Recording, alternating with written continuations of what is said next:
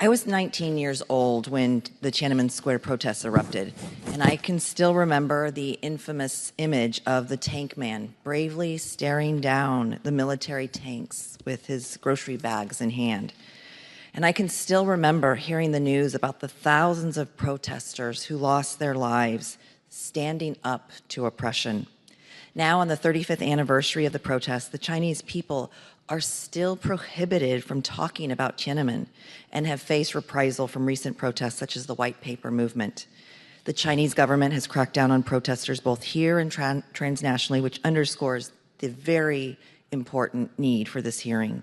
We can honor the legacy of these courageous protesters by hearing these stories today and ensuring that they are remembered, despite efforts by the Chinese Communist Party to erase them from memory. With that said, I'm eager to hear from all of you and to discuss how this Commission and Congress can support you in your fight for human rights, democracy, and freedom of speech in China.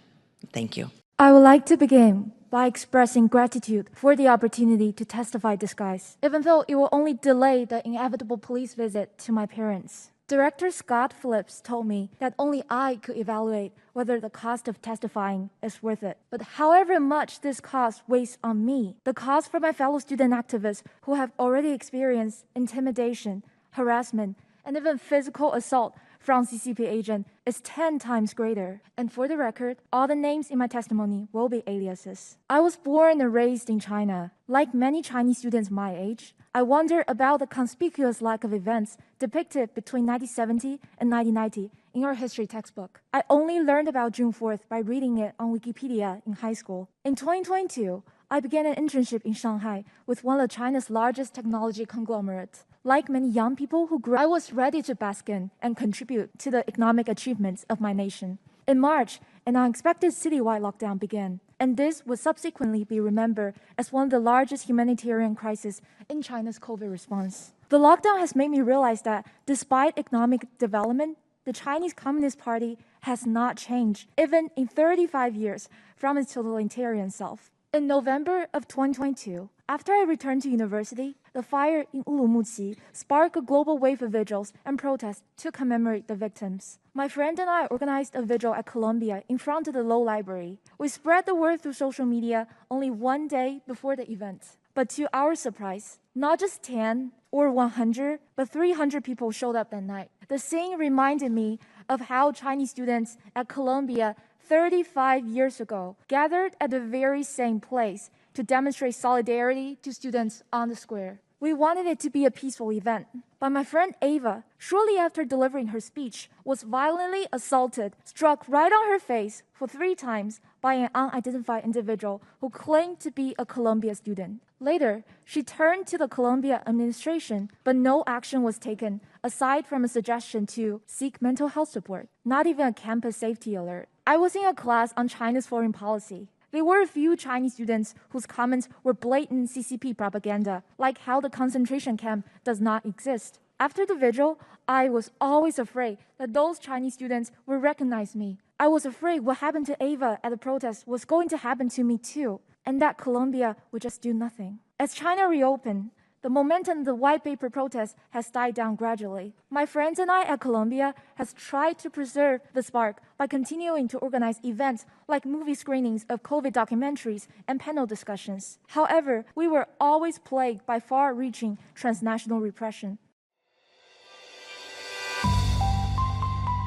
Today we're holding important hearings to highlight not only the demonstrations that occurred over 3 decades ago, but the challenge that continues. I remember being a child and watching on NBC News as the anchor highlighted this gentleman here, standing as a beacon not just to the individuals of China against standing up to tyranny, but really a world at the precipice, facing down both communist China and the Soviet Union and their proxies around the world. And here, no more than anywhere else, we saw the first breaches in that horrible wall of communism's takeover of a world. For those of you who are here today, both those who were on the ground when it happened and those who continue to be a voice for democracy and human rights, we are so grateful for your experiences and your voice. And we recognize that there is much more that needs to be done. As we gather here today, we not only remember the brave individuals who stood up in the name of democracy in 1989 in the streets of Beijing, but also to examine ways in which the CCP maintains a stranglehold on free speech throughout that country and exports it around the world today, including its detrimental effect and intimidation factor right here in the United States on U.S. soil today, as one of our witnesses is exemplifying. This commission has examined time and time again Xi Jinping's brutal rule and has turned the clock backwards on the people of China. And despite the victories won in '89, we have seen the sun continue to set. His desire to crush political dissidents, silent opposing ideologies, threaten those who would challenge his power, signifies that China has descended into a near total authoritarian dystopia. This overwhelming suppression is not limited to immediate threats to Xi's power, but rather transcends decades of opposing and intolerable narratives. As we have learned today, the inability for those in mainland China to discuss the 1989 Tiananmen Square demonstration showcases the length in which the CCP will go, not only to whitewash history, but to bury those, literally in some cases, who disagree with the party. It's critical that we understand why the CCP continues to silence the story of Tiananmen Square and identify the tactics in which they're doing to repress speech today. So I applaud this commission for working together, not only in a bipartisan, bicameral way and with the White House, but to give voice to those who have been silenced. Karen, you have worked hard to continue to call out the hypocrisy, not only within China, but the threat it has to folks right here on U.S. soil. Your work calling out China's zero COVID policy illustrates the broader context of the CCP's desire to maintain control over a population well beyond the shores of Beijing's territorial integrity, but to intimidate folks like yourself right here on U.S. territory. You can highlight here the complete lockdown of an entire country of over 1 billion people, but yet they still had resources to come after you. Karen, share your story with us and how this suppression and tracking extends far beyond China's coastline. Many of my friends, and more this year, are experiencing intimidation, harassment, and interrogation. When they're here, they might just got a call from their parents asking them to hop onto a Zoom call, and then on the window of the Zoom call, next to their parents, they will see the face of CCP police ready to interrogate them unexpectedly. And part of the reason that I'm testifying in disguise is because I was afraid what happened to my friend Ava is going to happen to me again.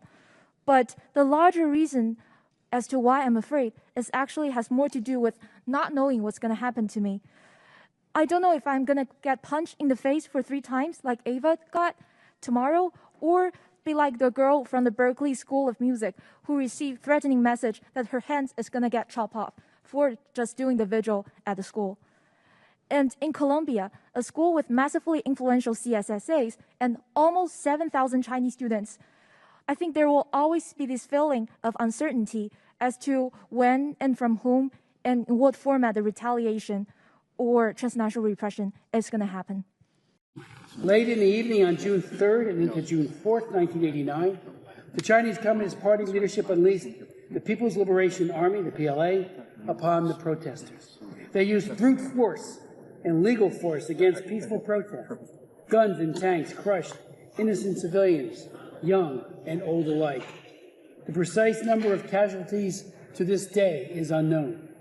There has been no public accounting of the events of that week and no justice for the victims. Rather, those seeking to commemorate the event or seek information about those killed, like the Tiananmen mothers, are harassed, detained, and arrested themselves. One of the most iconic figures of the Tiananmen massacre is that of the tank man, the solitary figure with shopping bags in hand who stood in front of the advancing line of tanks. That act of brave defiance inspired the world and reminds us why the heroic protest movement of 1989 must never be forgotten.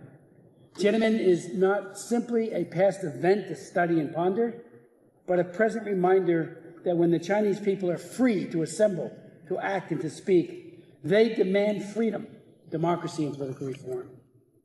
What happened on Tiananmen Square in 1989 should also remind us that the principles of freedom and democracy are not only American principles.